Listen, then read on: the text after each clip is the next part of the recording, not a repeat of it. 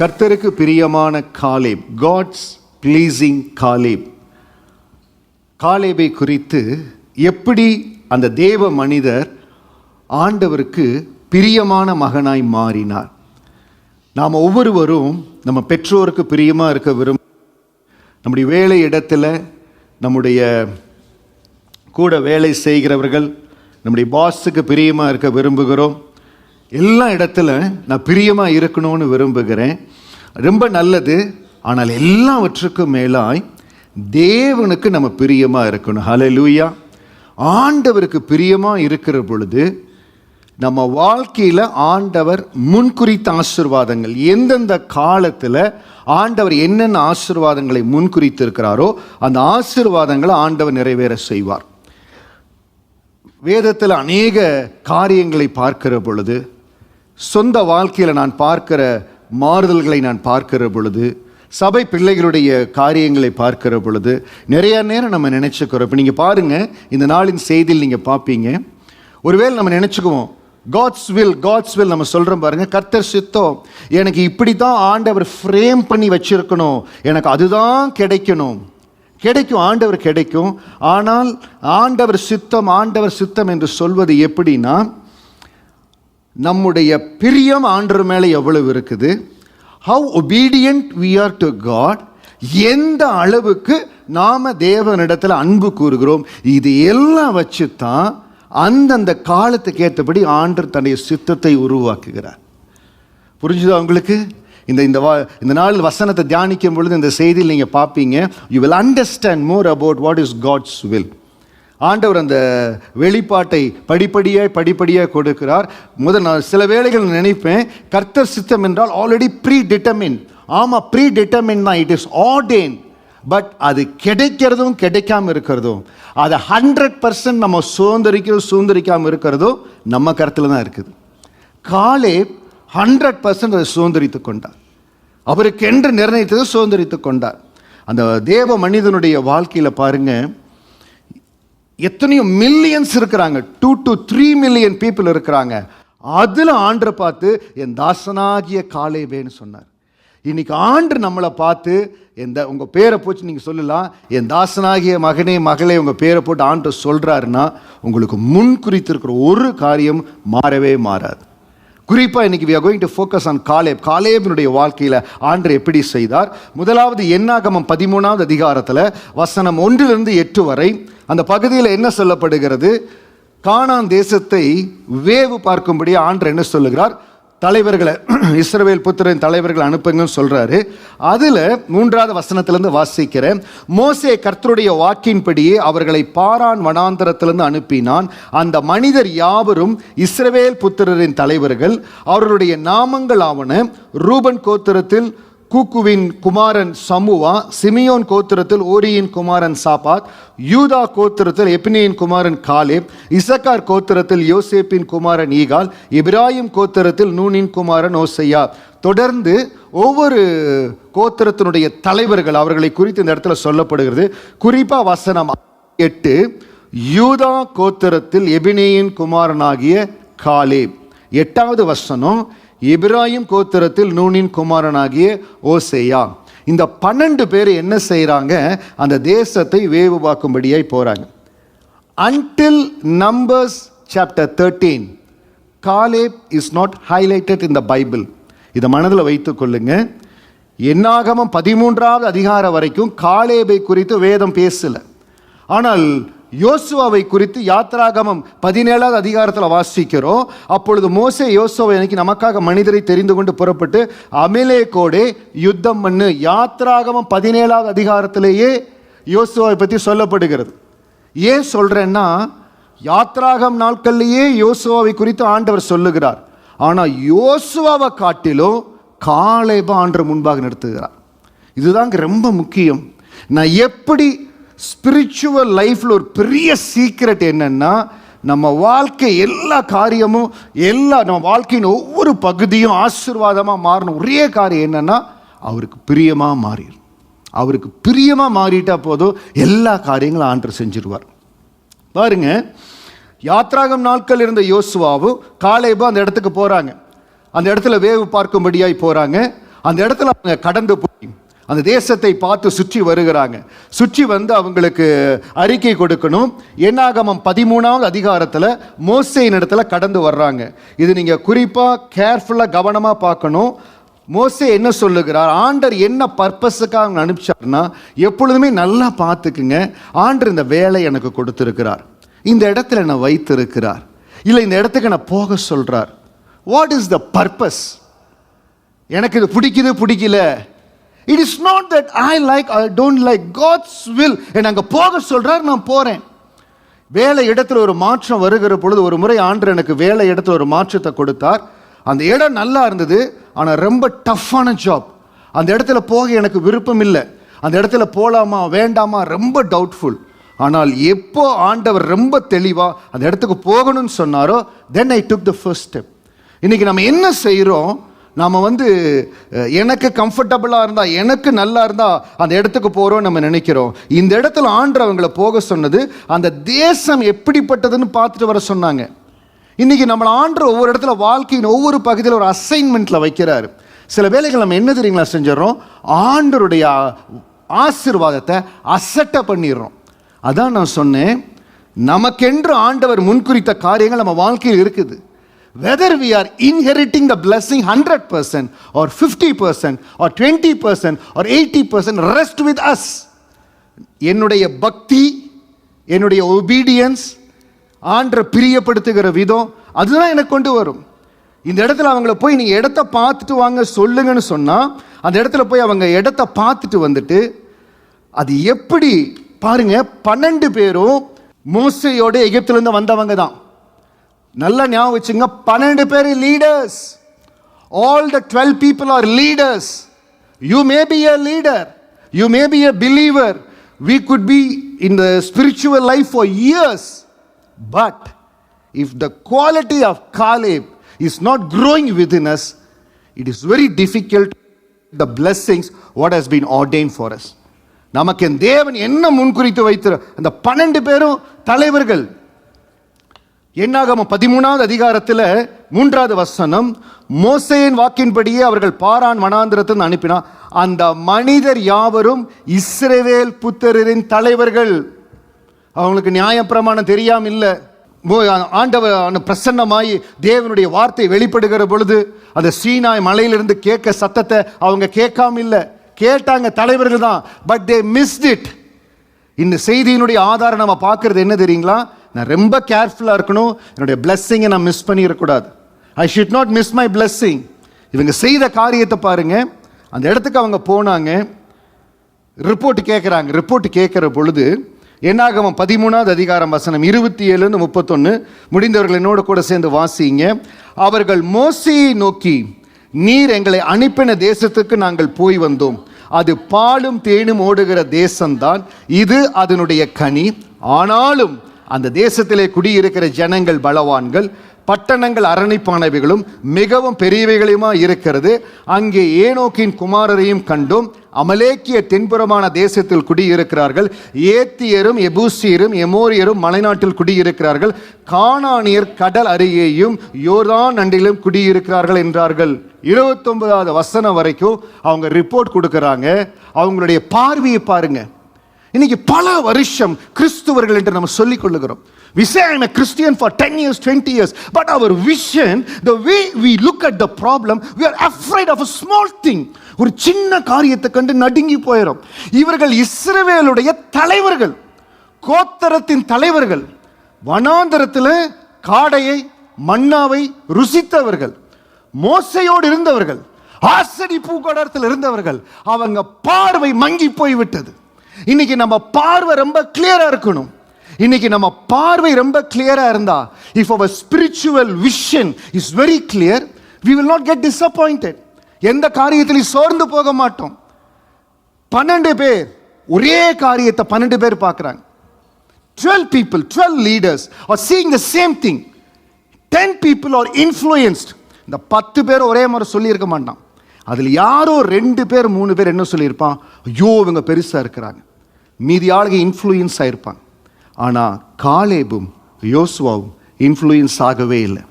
இன்னைக்கு எந்த இடத்துலையும் பரிசுத்தத்தில் we should not get influenced.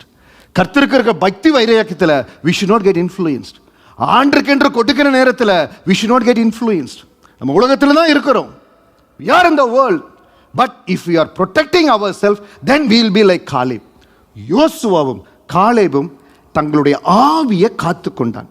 இன்னைக்கு இந்த ஆவியை நம்ம காத்துக்கொள்றது, நம்ம சிந்தனையை காத்துக்கொள்றதாங்க நம்முடைய சக்சஸே இருக்குது. இன்னைக்கு நம்ம சிந்தனை, நம்ம மைண்ட் ஸ்ட்ராங்காக இருந்துருச்சுன்னா we will be successful. யோசுவா தேவனுடைய கூடாரத்தை விட்டு, யோசுவாவுடைய காரியம் ரொம்ப டிஃப்ரெண்ட். மோசையோடவே ஒட்டிட்டு இருந்தார். மோசே 40 நாள் சீனாய் மலையில் போய் ஜெபம் பண்ணும்படியா போறாரு, கூடவே மேலே ஏறி போறார். ஆசரிப்பு கூடாரத்தை விட்டு பிரியாதிருந்தான். ஸோ யோசுவாவுடைய வாழ்க்கையில் இட் இஸ் கிராண்டட், அவன் ஆண்டோடைய பிரசன்னத்தில் இருக்கிறான். ஆனால் காலேபுக்குள்ள அந்த விசேஷித்த கிருபை இருந்திருக்கிறது. இன்னைக்கு நம்ம சிந்தனையை எப்படி நிரப்புறோம், நம்முடைய ஆவி எப்படி இருக்குது, அதான் அடிக்கடி சொல்லுவேன். Number of years in Christianity doesn't mean anything. 1 year Christian can do greater things. Even 20 years Christians cannot do. அதற்காக அந்த இயர்ஸ் என்ன பாஸ்ட் இப்படி சொல்றீங்க, நான் தப்பா எடுத்துக்காதீங்க. நான் என்ன சொல்றேன்னா, நம்பர்ஸ் டசன்ட் மீன். ஒரு இடத்துக்கு வேலைக்கு போறோம், ஒரு சிலர் சொல்லுவாங்க நான் 10 வருஷமா இருக்கேன்னு தெரியுமா, 2 வருஷமா போற ஆள் அங்கே சூப்பர்வைசர் ஆயிடுவாங்க. 10 years you are doing the same work. வேலை இடத்துல நம்ம சொல்றோம் I need a promotion. For what?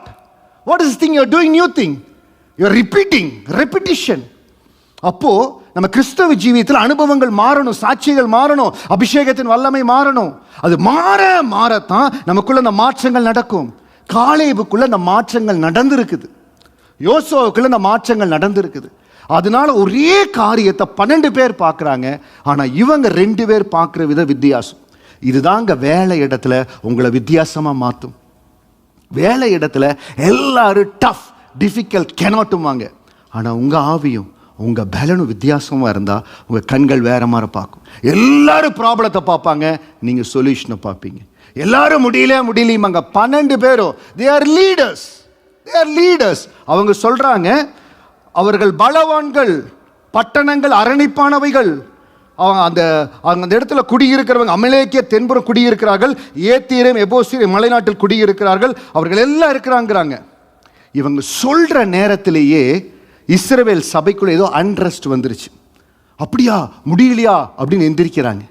இதுதான் இப்போ நம்ம வீட்டில் பேசுகிற பொழுதே இது முடியல, அது முடியல, இது கிடைக்கல அப்படிங்கிற பொழுது ஒரு டைப் ஆஃப் அன்ரெஸ்ட் வருகிறது. அப்போ என்ன செய்கிற பாருங்க, why Caleb was very special, pleasing to God. How did Caleb inherit the 100% of the blessings? எப்படி பண்ணாருன்னா, verse 30 30வது வசனம் பாருங்க. அப்பொழுது காலேப் மோசேக்கு முன்பாக ஜனங்களை அமர்த்தி. ஸோ ஜனங்களை அமர்த்தினா ஏதோ ஒரு அண்ட்ரஸ்ட் ஆயிடுச்சு. அந்த இடத்துல எல்லாம் எந்திரிச்சு ஒரு மாதிரி எந்திரிக்கிறாங்க. அப்போ காலேப் என்ன பண்றார், உடனே எந்திரிச்சு ஜனங்களை அமர்த்தி, நாம் உடனே போய் அதை சுதந்திரித்துக் கொள்வோம், நாம் அதை எளிதாய் ஜெயித்துக் கொள்ளலாம் என்றான். ஹல்லேலூயா. நாம் எளிதாய் ஜெயித்துக் கொள்ளலாம். How can Caleb make a positive confession? ஏன்னா அவனுடைய ஆவியை தேவன் ஆட்கொண்டிருந்தார். இன்னைக்கு என் சிந்தையை ஆவியானவர் ஆட்கொண்டிருந்தால் எந்த இடத்துல நான் பார்க்கறது பாசிட்டிவாக பார்ப்பேன். அப்போ எனக்கு வழியை வைத்திருக்கார். 12 பேர் பார்த்து, ஆமாம் உண்மையாகவே அது பலவான்கள் தான், அரணிப்பான பட்டணம் தான், எல்லாம் இருக்குது, கரெக்டு தான். ஆனால் ஏன் பார்வை எப்படி இருக்கிறது? அப்பொழுது காலேப் மோசேக்கு முன்பாக ஜனங்களை அமர்த்தி சொல்லுகிறான். உடனே அந்த அடுத்த மனுஷன் என்ன பண்றான் பாருங்க, 31வது வசனம். அவனோடு போய் வந்த மனிதரோ, நாம் போய் அந்த ஜனங்களோடு எதிர்த்து நிற்க நம்மாலே கூடாது. இங்கே தான் நெகட்டிவ் கன்ஃபெஷன் வருகிறது. அவங்களால நிற்க நம்மளால கூடாது, அவர்கள் நம்மளை பார்க்கலும் பலவான்கள். அதுக்கப்புறம் அப்படியே அடுக்க ஆரம்பிக்கிறாங்க. அது குடிகளை பச்சிக்கிற தேசம், அவங்க மிகவும் பெரிய ஆட்கள், எங்கள் பார்வைக்கு வெட்டுக்கிளைகளை போல் இருந்தோம். இன்னைக்கு யாரெல்லாம் சொல்றீங்களோ என் பார்வைக்கு இது முடியாது போல் இருக்குது, அப்படி கன்ஃபஸ் பண்ண ஆரம்பிச்சிட்டிங்கன்னா அது அப்படியே நடந்துடும். அதான் ஒரு ஊழியக்காரர் சொல்லுவார், நாங்கள் ஊழியத்தில் பெரிய காரியங்கள் செய்யும்படியாக முயற்சி செய்தோம். எனக்கு இருந்த தேவைகள் பெருசாக இருந்தது, அது ரொம்ப இம்பாசிபிள் டாஸ்காக இருந்தது, முடியாது போல அப்படின்னு இருந்தது. ஆனால் நான் உச்சரித்து என் வாயால் நான் சொல்லலை, I make sure I'm very clear கிளியர், என் வாயால் அது உச்சரிக்கக்கூடாது அப்படிங்கிறது நான் ரொம்ப கேர்ஃபுல்லாக இருந்தேன். அருமையான திருச்சபையே, எந்த ஒரு காரியத்தை நீங்கள் நெகட்டிவாக கன்ஃபஸ் பண்ணீங்கன்னா அதுக்கு ஜீவனை கொடுக்குறோம். அதனால தான் நம்ம நாவின் அதிகாரத்தை தியானித்தோம். மரணமும் ஜீவனும் நாவின் அதிகாரத்தில் இருக்கிறது. சில வேளைகளில் நெகட்டிவ் போல் இருக்கலாம், அது வெளியே சொல்லாதபடி ஆண்டவரை மகிமைப்படுத்தி காலேப் சொல்லுவது போல நாம் அதை எளிதாய் ஜெயித்து கொள்ளலாம். எப்படி பாஸ்டர் 12 பேர் போறாங்க, மெஜாரிட்டி 10 பேர் சொல்றாங்க இது முடியாதுங்கிறாங்க. அந்த 2 பேர்ல முதல் காலேப் எந்திரிச்சு நிற்கிறாப்புல, முதல் காலேப் எழுந்திருக்கிறாப்புல பாருங்க. அதுக்கு பிறகு யோசுவா அடுத்தது வர்றாரு, அடுத்தது வந்து அவரு கூட நிற்கிறாரு, முடியாதுன்னு சொல்றாங்க. ஆனா எப்படி இவங்க 2 பேர்னால முடிஞ்சது? நிறைய இடத்துல கூட்டம் அதிகமாக இருக்கிறனால நம்ம இன்ஃப்ளூயன்ஸ் ஆகக்கூடாது. இது ரொம்ப கேர்ஃபுல்லாக இருக்கணும். இந்த காலேபின் ஆவியும் யோசுவா ஆவியும் உங்களுக்குள்ள இருக்குன்னா மெஜாரிட்டி என்ன சொல்கிறாங்க, கூட்டமாக என்ன சொல்கிறாங்க, அந்த கூட்டத்தோடு அப்படி பார்க்குறதா இருந்தால் நமக்குள்ள ஆண்டவர் ப்ளீஸிங்காக இருக்க மாட்டார். எது நியாயம், எது கரெக்ட், எது முடியும், எது தேவனுக்கு பிரியும், அப்போ அவர் சொல்லுகிறார் நம்மளால் முடியும். ஏன் காலேப் அப்படி சொன்னார்னா அவருடைய ஆவி விசேஷித்த ஆவியாக இருந்தது. ரோமர் 8வது அதிகாரம் வசனம் 6-9 மாம்ச சிந்தை மரணம், ஆவியின் சிந்தையோ ஜீவனும் சமாதானமா. இன்னைக்கு என்னுடைய மைண்ட் எப்படி இருக்குது? How is the strength of my mind? என் மைண்டை நான் எப்படி நிரப்புறேன்? வசனத்தின் மூலமாய், ஆண்டருடைய பாடல்கள் மூலமாய், வேதத்தை. எதற்கு நம்ம எம்பசைஸ் பண்ணி உங்களை என்கரேஜ் பண்ணுறோன்னா வேதத்தை வாசிங்க. இப்போ NT1D இந்த ப்ராஜெக்ட் எடுத்துருக்கிறோம் பாருங்கள். நம்முடைய சபையை சேர்ந்த அநேக பிள்ளைகள், போன தடவை 20 மெம்பர்ஸ் தான் பார்ட்டிசிபேட் பண்ணோம், இப்போ க்ளோஸ் டு 50 மெம்பர்ஸ் பார்ட்டிசிபேட் பண்ணுறோம். எதற்கு அதை எடுத்தோம் அப்படின்னா NT1D, வாட் இஸ் NT1D என்னென்னு கேட்பாங்க. அதுக்கப்புறம் இந்த BSSR சிஸ்டத்தை எக்ஸ்பிளைன் பண்ணுறோம். It is a revelation. வேதத்தில் இருக்கிற அந்த அதிசயம் நம்ம வாழ்க்கையை தொடும்படியாக அதை கற்றுக் கொடுக்குறோம். எதற்காகன்னா அந்த அற்புதங்கள், அந்த சிந்தை மாறணும். வசனத்தை கேட்குற பொழுது, வசனத்தை வாசிக்கும், சிந்தை மாறும். இப்போ சில பேர் சொல்கிறீங்கன்னு வச்சுக்கோங்க, எனக்கு ரொம்ப யோசனையாக இருக்குது பாஸ்டர், என்னால் தூங்கவே முடியல, எனக்கு காரியங்களை செய்யவே முடியல. அவங்கக்கிட்ட ஒரே ஒரு டெஸ்ட் பண்ணி பார்க்கணும், நீங்கள் வேதத்தை நேசிக்கிறீங்களா? முதல்ல படிக்கிறீங்களா? வேதத்தை நேசிக்கிறீங்களா? முதல்ல நீங்கள் ஒரு பைபிள் வச்சுருக்கீங்களா? எவ்வளோ அதிகாரம் வாசிக்கிறீங்க? வேதத்தின் உங்களுடைய வேதம் எனக்கு மனமகிழ்ச்சின்னு சொல்லுது. அப்போ காலேப் அந்த வேதத்தை வாசிக்கிறதுல, தேவனுடைய வார்த்தையை பெற்றுக்கொள்ள தன்னுடைய மைண்டை கேர்ஃபுல்லாக வச்சுட்டார். இன்றைக்கி நம்ம மைண்டு ஆவியின் சிந்தையாக இருக்குமானால் நம்முடைய பார்வை சரியாக இருக்கணும். இன்றைக்கி நான் பார்க்குற பார்வையில் சரியான காரியங்களை பார்க்கணும், கர்த்தருக்கு சித்தமானபடி பார்க்கணும், கர்த்தருக்கு விருப்பமானபடி பார்க்கணுன்னா நம்ம சிந்தை ரொம்ப முக்கியங்க. ரோமர் 8வது அதிகாரம் 9வது வசனம், தேவனுடைய ஆவி உங்களில் வாசமாயிருந்தால் நீங்கள் மாம்சத்துக்குட்பட்டவர்களாயிராமல் ஆவிக்குட்பட்டவர்களாக இருப்பீர்கள். கிறிஸ்துவின் ஆவி இல்லாதவன் அவனுடையவன் அல்ல. You however not in the realm of the flesh but are in the realm of the spirit, if indeed the spirit of God lives in you. And if anyone do not have the spirit of Christ, they do not belong to Christ. கிறிஸ்துவின் ஆவி என்னில் வாசமா இருக்கணும். கிறிஸ்துவின் ஆவி என்னில் வாசமாக இருக்கணும்னா என்ன பண்ணணும்? தினந்தோறும் காலையில் எழுதுனேன். கடந்த நாள் மாற்றத்தின் நேரத்தில் ஜெபித்தோம். ஏசாயா 33:2வது வசனத்தின்படி, For the God I'm longing for you, you are my strength every morning and you are my salvation in mid of my distress. ஏன் பாஸ்டர் தமிழில் சொல்லாமல் இங்கிலீஷில் சொல்கிறதுக்கு ரொம்ப நல்லா இருக்கும். I'm longing for you, you are my strength every morning, you are my salvation in mid of distress. அது சொல்லுகிற பொழுது கர்த்தர் உடனே காலையில் உங்கள் சிந்தனையில் நிரப்புறீங்க, அவியானவரே உங்கள் பிரசன்னத்தினால் நிரப்புறீங்க. காலையில் எழுந்த உடனே தேவனுடைய வசனத்தை சொல்லுங்க. காலை எழுந்த உடனே கொஞ்ச நேரம் வேதத்தில் கொடுங்க. உங்கள் சிந்தை ஆவியின் சிந்தையாய் மாறட்டும், ஆவியின் சிந்தையாய் மாறட்டும். எப்பொழுதாவது உங்களுக்கு நேரம் இருக்கிறது, வேத வசனத்தை கேளுங்க. இப்போ பாருங்கள், நம்முடைய ஊழியத்தில் ஒவ்வொரு நாளும் தேவனுடைய வார்த்தையை ஒரு செய்தியை கொடுக்குறோம். 3 minutes 5 minutes கொடுக்குறோம். அநேகர் அது மூலம் பிரயோஜனப்படுறாங்க. அதை கேளுங்க. முதல் நம்ம சபை பிரயோஜனப்படணும், அதற்கப்புறம் அநேகர் மற்றவங்கள் அதில் பிரயோஜனப்படட்டும். வேதத்தை வாசிங்க, தேவ செய்திகளை கேளுங்க, நல்ல தேவ செய்திகளை கேளுங்க. உங்கள் சிந்தை சரியாகும். இப்போ நான் சொல்கிறேன் பாருங்கள், சில வேளை அந்த நெகட்டிவ் கன்ஃபிடன்ஸ் வருகிற பொழுது சாட்சிகளை கேட்போம். அப்படி சொல்லக்கூடாது. ஆவியின் சிந்தை பில்டப் ஆகணும். ஆவியின் சிந்தை ஒரே நாளில் வந்துடாது. அந்த ஆவியின் சிந்தை வந்தால்தான் காலேபை போல எந்த நேரத்தில் எழும்பி ஆண்டு பார்க்குறாரு. லட்சக்கணக்கான ஜனங்கள் இருக்கிறாங்க. இந்த 10 பேர் குழப்புறானுங்களே, நான் ஆயத்தப்படுத்தி வச்சிருக்கிற கானான் தேசம் உங்களுக்கு செங்கடலை பிளந்து கொண்டு வந்தனே, காடையை கொடுத்தனே, மண்ணாவை கொடுத்தனே, கண்மலையிலேருந்து தண்ணீரை கொடுத்தனே, இதை கொடுக்க மாட்டேனா? ஆண்டு இவ்வளவு தூரம் நம்மளை நடத்தி வந்திருக்காரு, இனிமேல் ஆண்டு நம்மளை நடத்த மாட்டார. நீங்க ஏன் கவலைப்படுறீங்க? ஏன் சோர்ந்து போறீங்க? உங்க ஆவியின் சிந்தை பலப்படட்டும். உங்க சிந்தையில் ஆவியானவர் பலப்பட்டு கொண்டே இருந்தால் எந்த காரியத்தை குறித்து நீங்க கவலைப்பட மாட்டீங்க.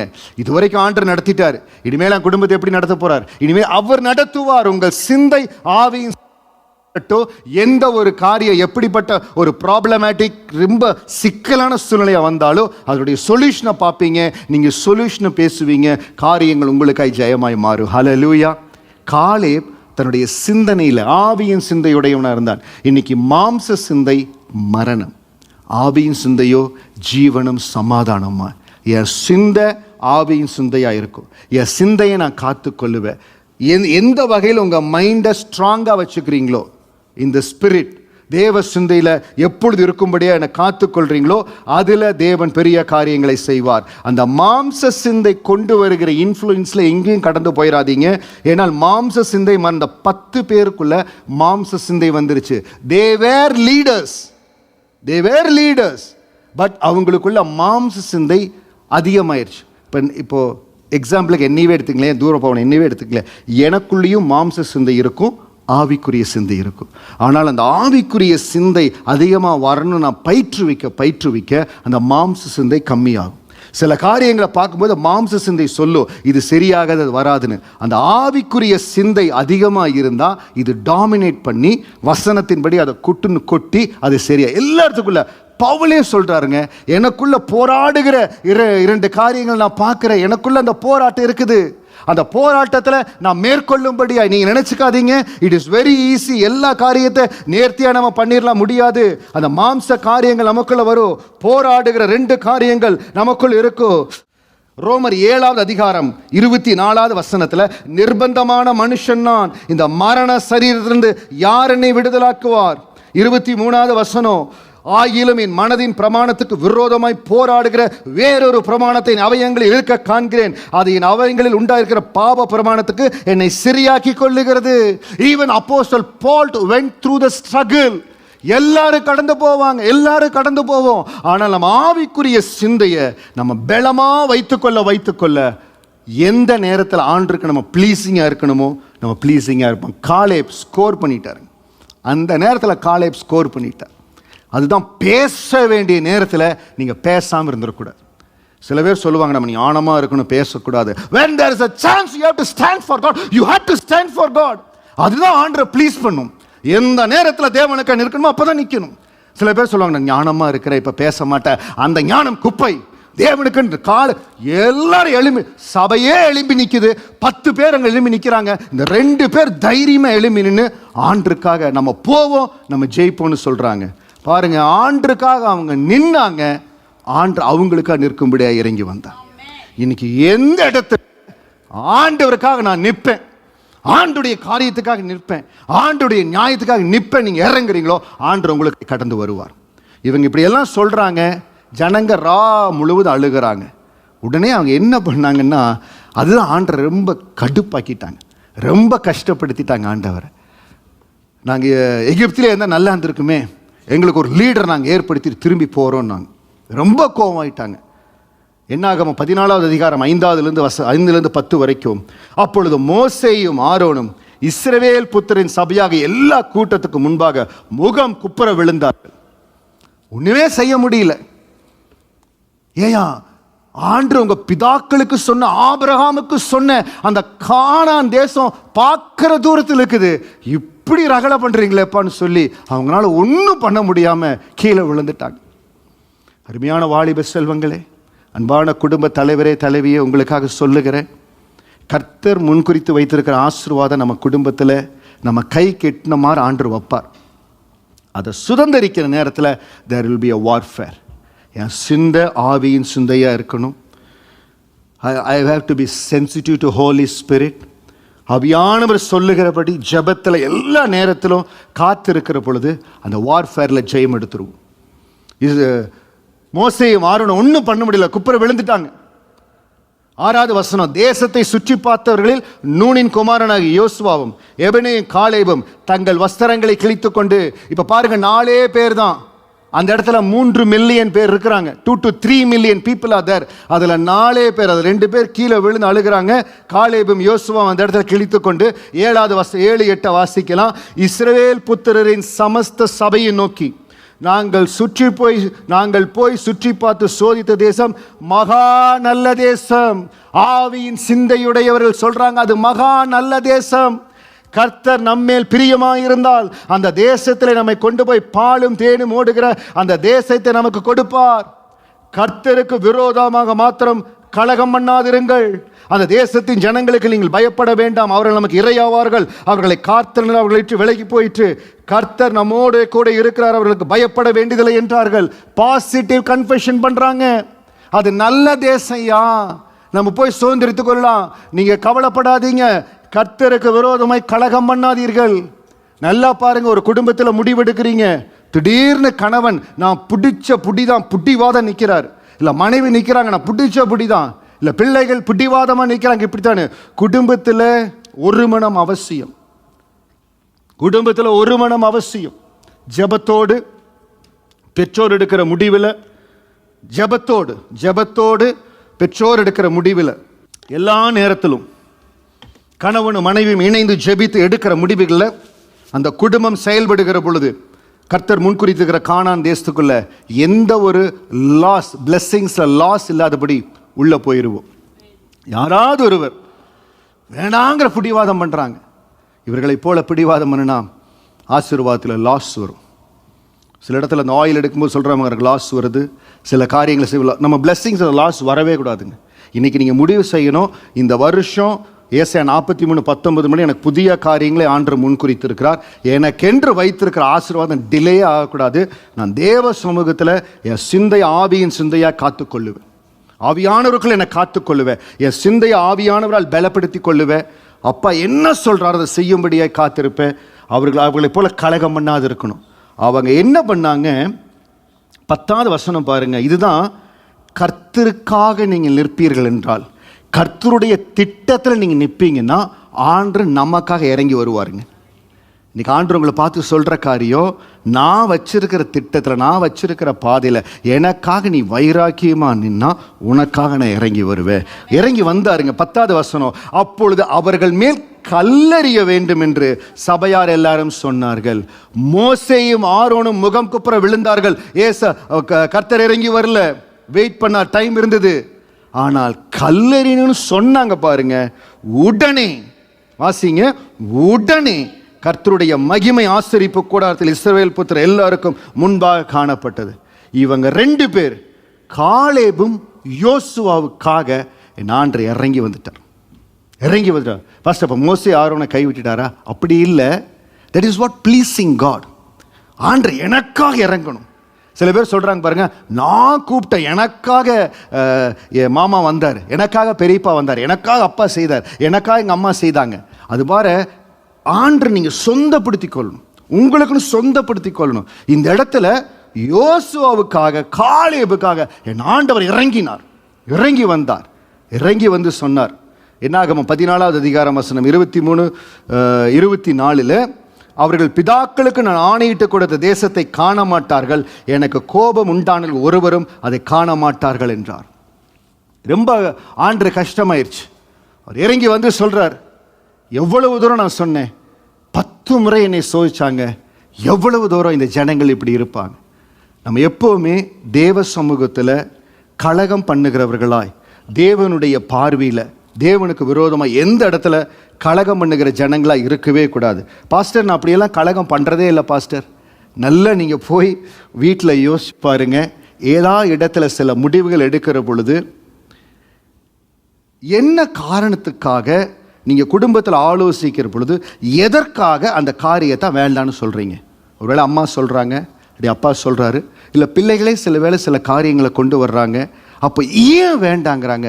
ஒரு மனத்தோடு ஒரு கலெக்டிவ் டெசிஷன் இருக்கணும். எந்த இடத்துலையும் அப்பா சொல்றார் நான் சொல்கிறேன் நீங்கள் செய்யணும், இட் இஸ் நாட் கரெக்ட்.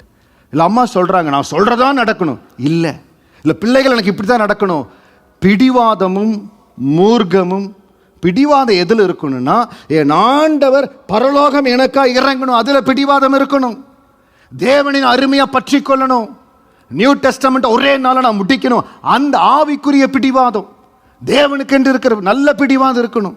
ஆனால் எந்த இடமும் கலகம் பண்ணுவது போல ஆசீர்வாதத்தை, டோட்டல் ஆசீர்வாதத்தை பாருங்க.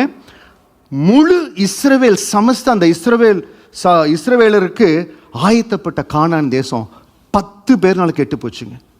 10 பேர்னால கெட்டு போச்சு.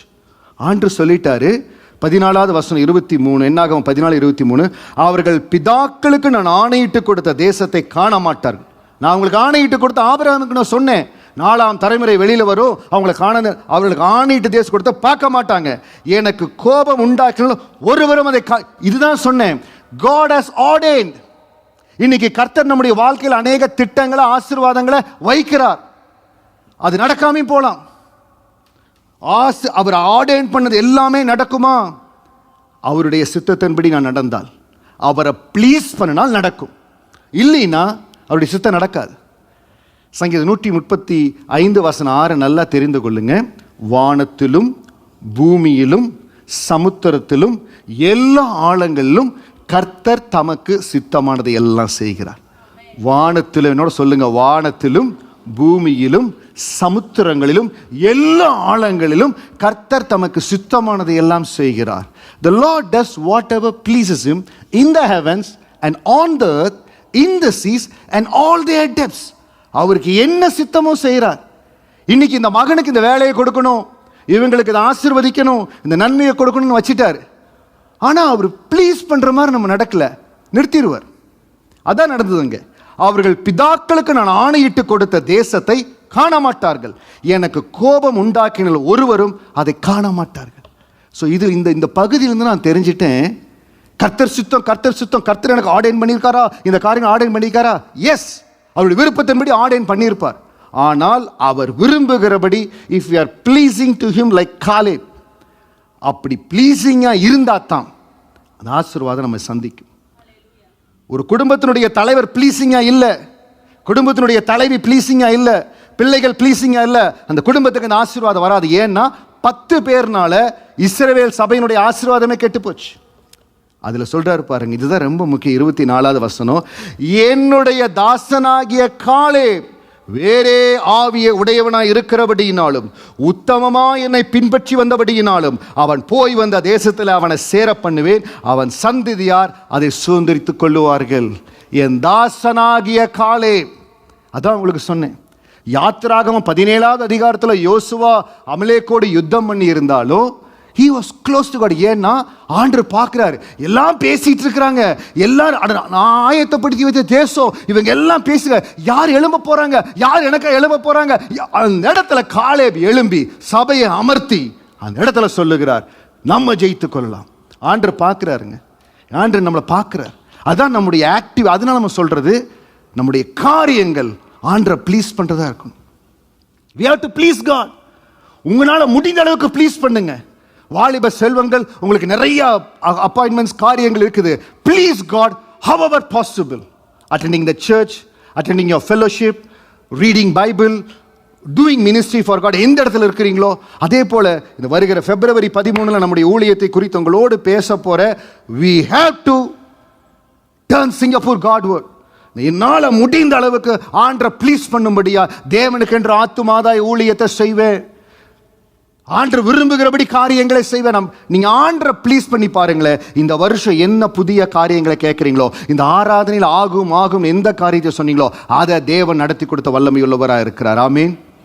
காலேபுக்கு சொல்றார், என் தாசனாகிய காலேப் வேறே ஆவி உடையவனாலும் உத்தமமா என்னை பின்பற்றி வந்தபடியினாலும். உத்தமமா பின்பற்றணும். we have to be very loyal and sincere in following God. ஆண்டரை நான் உத்தமமா பின்பற்றணும். I have to be very loyal.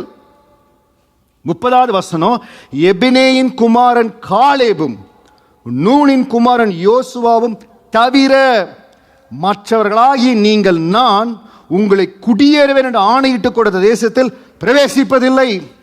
மோசே ஆரோனு கீழே கிடக்கிறாங்க, முகங்கப்புறம் கிடக்கிறாங்க. மோசே ஒரு சின்ன மிஸ்டேக் பண்ணிட்டார், நீ போக மாட்டேன்னு சொல்லிட்டார். ஆரோன் ஏற்கனவே பர்மிஷன் இல்லை. ஸோ இவங்க 2 பேர் பாருங்க, இன்னைக்கு நிறைய இன்ஃப்ளூயன்சஸ் இருக்காங்க. இப்போ எங்களுடைய நாட்கள், இப்போ என்னோட ஏஜ் குரூப்பில் இருக்கிறவங்க 1000ல் ஒருவன் அப்படின்னு சொன்னால் அவங்க சிரிப்பாங்க. அவங்களுக்கு தெரியும் வாட் இஸ் த இன்ஃப்ளூயன்ஸ் அப்படின்னு தெரியும். சிரிக்கிறாங்க பாருங்கள், அவங்களுக்கு தெரியும். இப்போ உங்கள் இதில் இன்ஃப்ளூயன்சஸ் யார் இருக்காங்கன்னு சொன்னால் தெரியும். 1000ல் ஒருவருக்கே அப்படின்னா இவங்க மில்லியனில் ஒருவராக இருந்தாங்க. Out of 3 million people, only 2% have been chosen to enter into the promised land. உங்கள் கண்களுக்கு முன்பாக நிறுத்தி பாருங்களேன், 3 million. அந்த 3 millionல 2 பேர் தான். என்னையா அவ்வளோ விசேஷமாக பண்ணாங்க ஆண்டருக்கு? இதை மட்டும் நீங்கள் தியானிச்சு, அன்று அவங்கள போல நான் உங்களை ப்ளீஸ் பண்ணணும்ப்பா, காலேபை போல நான் ப்ளீஸ் பண்ணணும், யோசுவை போல உங்கள் ஆசிரியப்பு விட்டு பிரியாமல் இருக்கணும். நீங்கள் என்ன கேட்க மறந்தது எல்லாத்தையும் ஆண்டு உங்களுக்கு பண்ணுவாருங்க.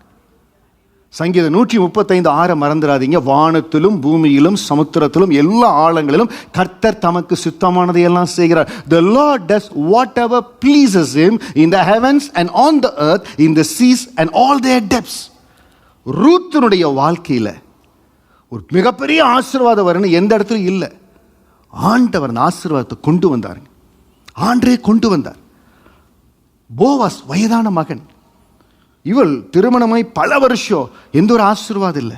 ஆனால் தாவீது அந்த சந்ததியில் வரும்படி, இயேசு கிறிஸ்துவினுடைய சந்ததியில் வரும்படியா தமக்கு சித்தமானதை செய்தார்.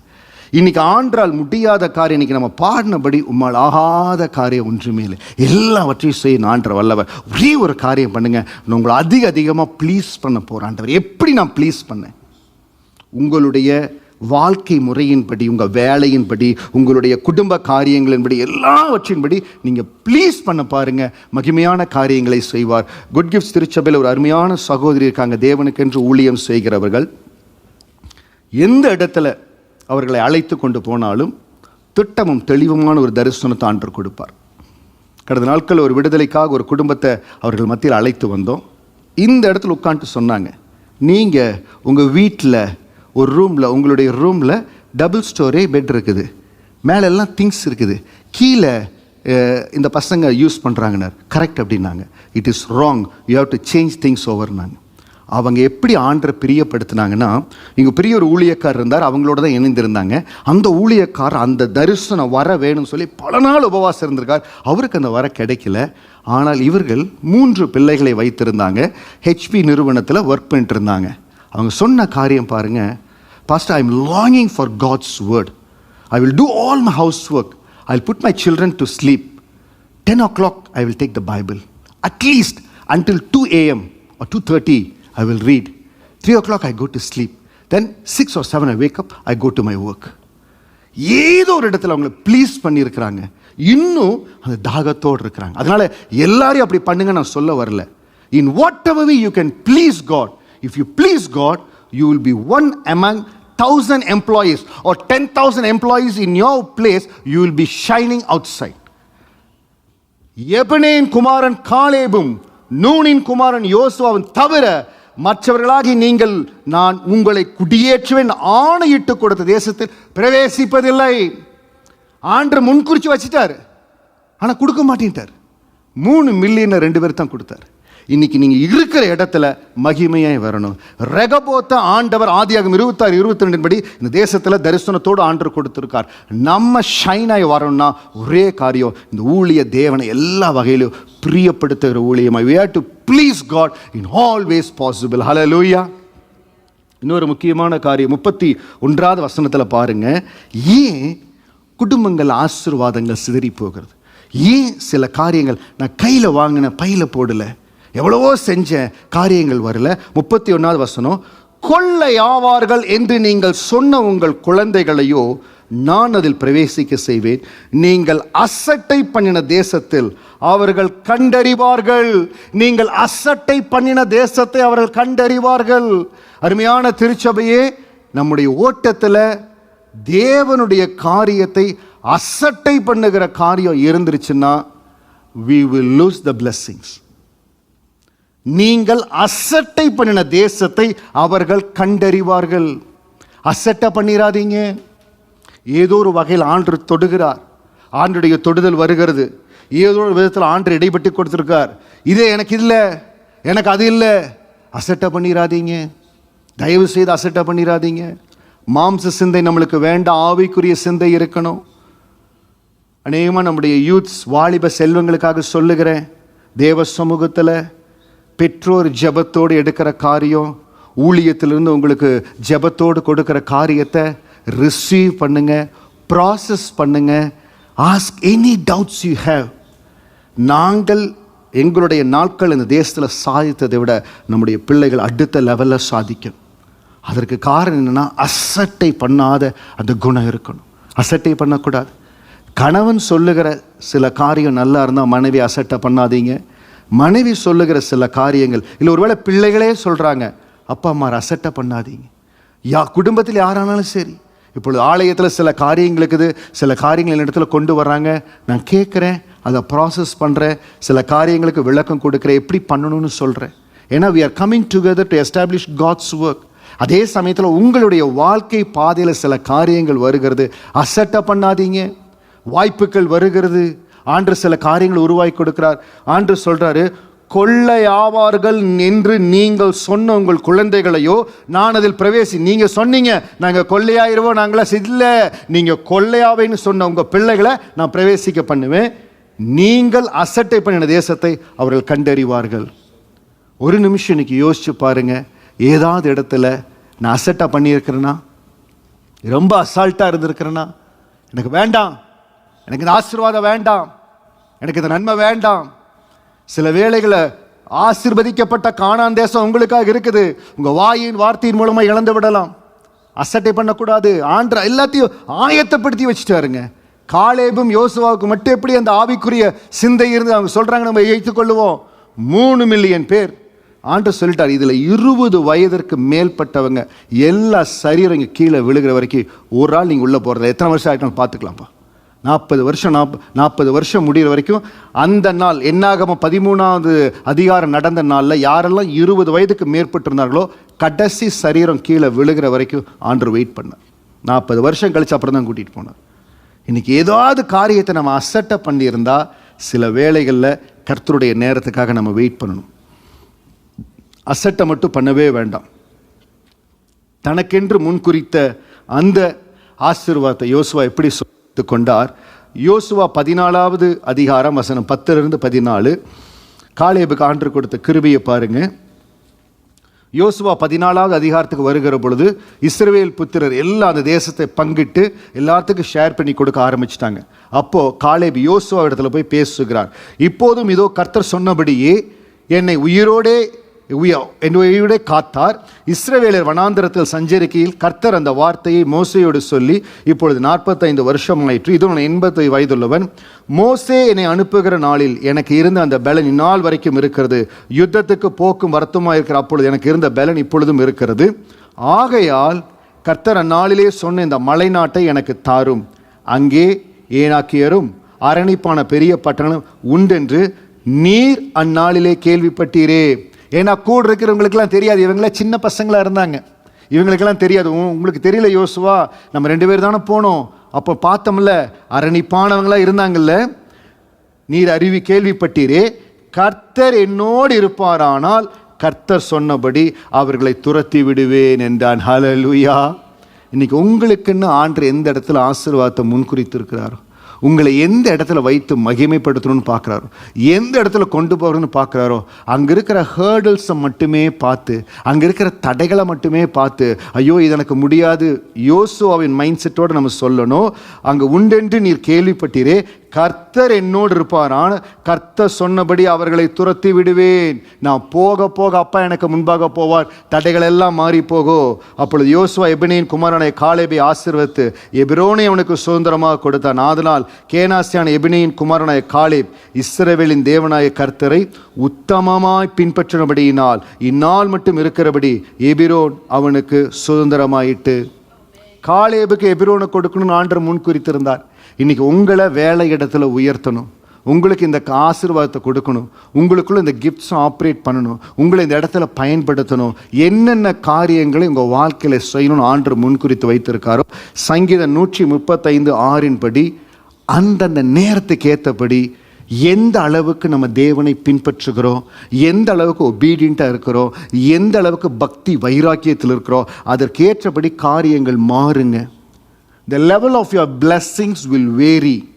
The magnitude of your blessings will vary. The timing the blessings will reach you will vary according to your obedience, according how much we are longing for God, how much we are truthful to Him. எல்லா காரியத்தை ஆண்டவர் பார்ப்பார். பக்தி உள்ளவனை கர்த்தர் தமக்காக பிரித்தெடுக்கிறார்.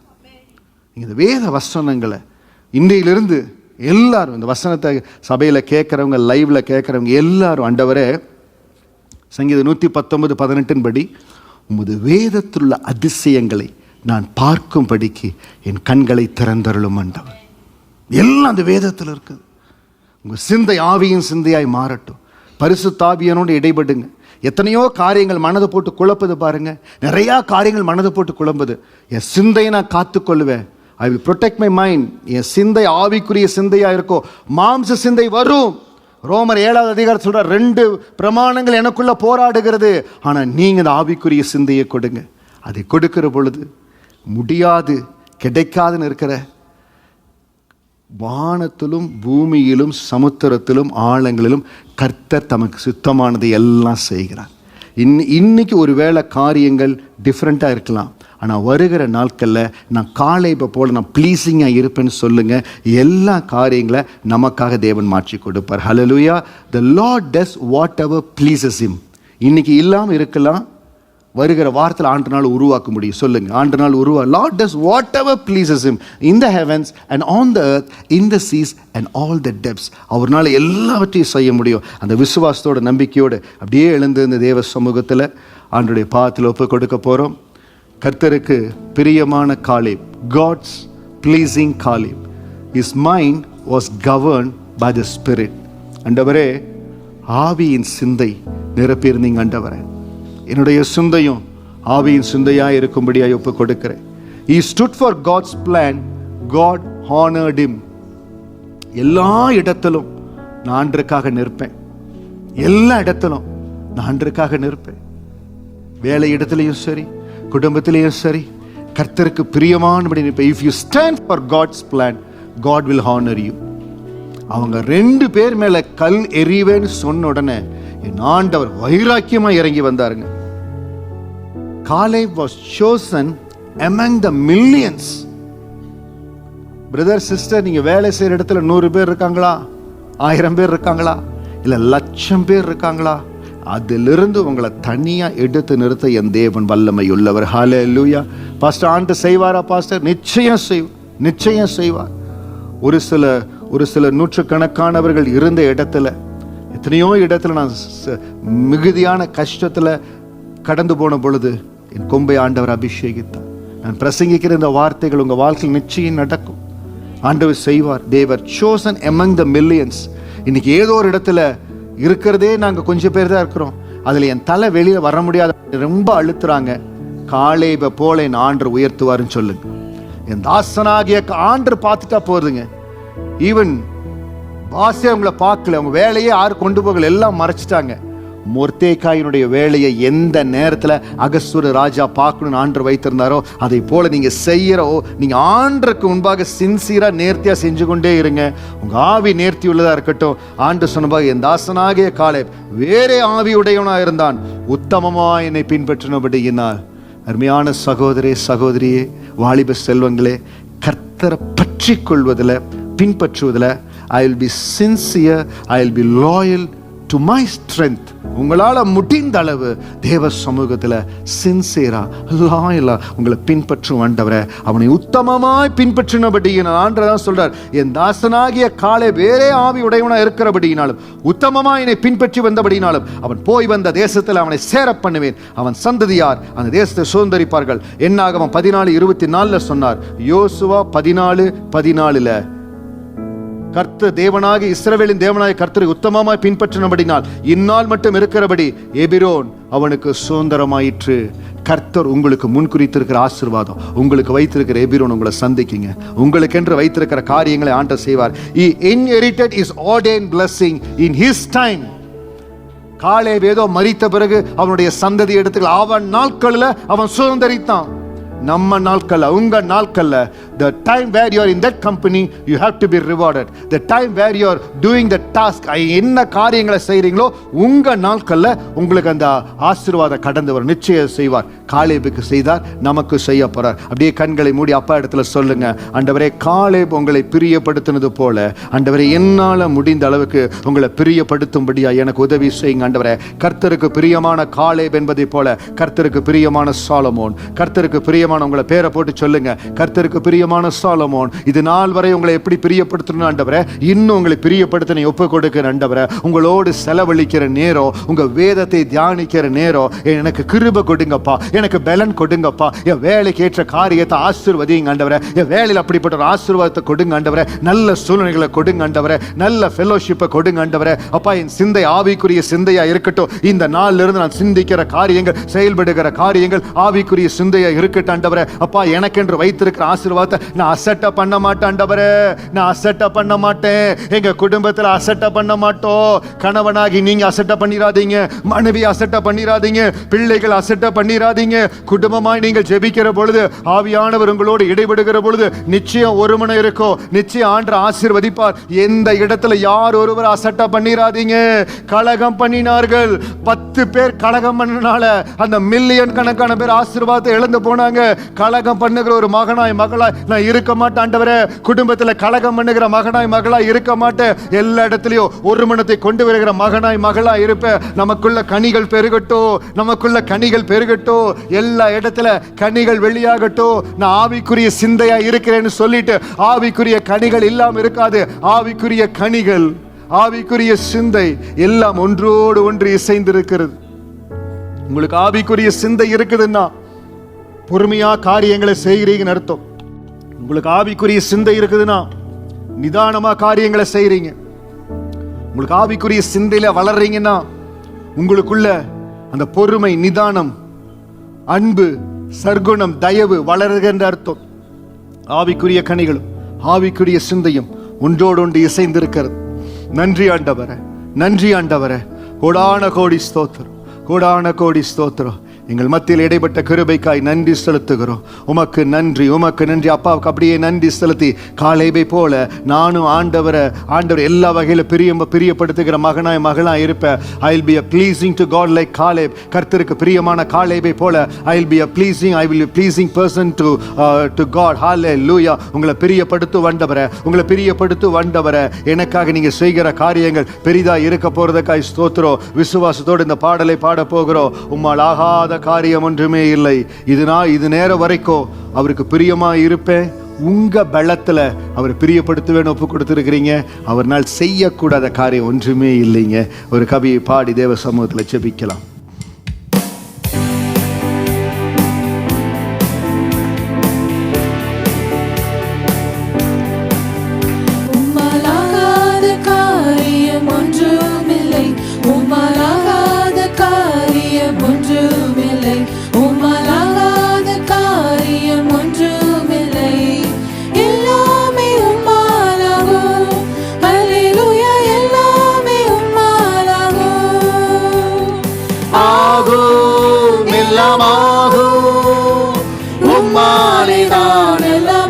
கரங்களை சொல்லுங்க. ஆகும் எல்லாம் ஆகும், உம்மாலேதான் எல்லாம் ஆகும். உம்மால் ஆகாத காரியம் ஒன்றுமில்லை, உம்மால் ஆகாத காரியம் ஒன்றுமில்லை, உம்மால் ஆகாத காரியம் ஒன்றுமில்லை. எல்லாமே உம்மாலாகும். அல்லேலூயா. எல்லாமே எனக்கு குறித்ததை நிறைவேற்றி முடிப்பவர் நீரே ஐயா, நீரே. எனக்காக யாவையும் செய்து முடிப்பவர் நீரே ஐயா, நீரே. எனக்கு குறித்த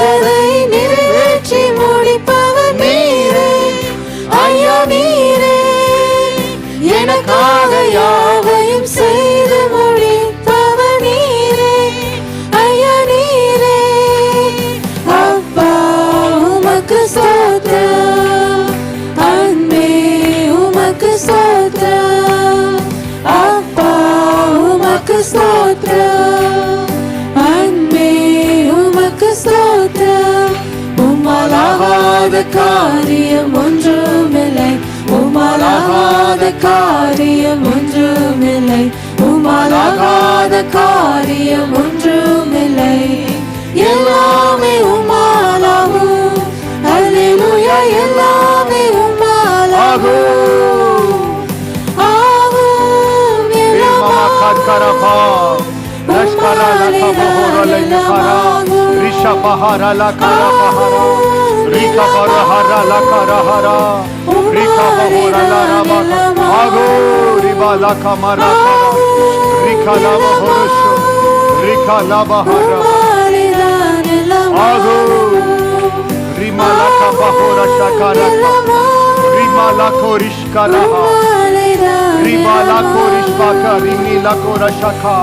ரபோ லிகா லில் மல்கோரு ஷஹா ரபோ ஹல் கரலா ரபா.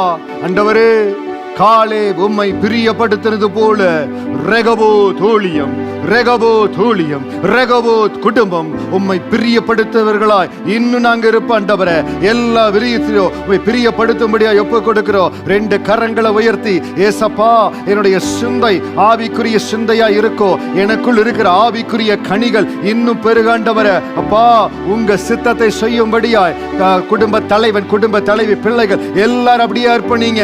சபையாய் சபையாய் உங்க பாதத்தில் அர்ப்பணிக்கிறோம். கர்த்தர் சித்தம் நிறைவேறும்படியாய் ஆண்டவரே, எங்க குடும்பத்திற்கு என்று கர்த்தர் வைத்திருக்கிற திட்டம், எங்கள் ஊழியத்திற்கு என்று கைத்தர் வைத்திருக்கிற திட்டம், எதையும் நாங்க அசட்டா பண்ண மாட்டோம். ஆண்டவரே, உங்க பாதத்தில் அர்ப்பணிக்கிறோம், உங்க பாதத்தில் அர்ப்பணிக்கிறோம். ஒவ்வொரு சிந்தையும் என் ஆண்டவர் காத்துக் கொள்ளுவீராக. ஒவ்வொரு சிந்தையும் ஆவிக்குரிய சிந்தையாய் மாறுவதாக. ஒவ்வொருவருக்குள்ள தேவ ஆவியனுடைய அசைவாடுதல் கடந்து வருவதாக. ஒவ்வொருவருடைய நினைவுகளையும் இரத்தத்தின் வல்லமைக்குள் ஒப்புக் கொடுக்கிறேன். விசேஷமாய் அன்பு வாலிப செல்வங்களை இரத்தத்தின் வல்லமைக்குள் ஒப்புக் கொடுக்கிறேன். அவருடைய சிந்தனை, அவருடைய காரியங்கள் எல்லாம் தேவனுக்கு பிரியமானபடி இருக்கும்படியா ஒவ்வொரு குடும்பத்திலும் ஆவிக்குரிய சிந்தை மேலோங்கி இருக்கும்படியாய் வல்லமைக்கு ஒப்புக் கொடுக்கிற, ஆசீர்வதிக்கிற, மேலான நிலைகளை சுதந்திரிக்கட்டும். ஆசீர்வாதமா காத்துக்கொள்ளுங்க. இயேசுவின் நாமத்தில் ஜெபிக்கிறோம் நல்ல பிதாவே. ஆமேன், ஆமேன், ஆமேன். இந்த நாளிலையும் எங்களோடு லைவ்ல கலந்து கொண்ட தேவ பிள்ளைகளை அன்போடு வாழ்த்துகிறோம். கர்த்தர் உங்களை ஆசீர்வதிப்பாராக. God bless you. God bless you.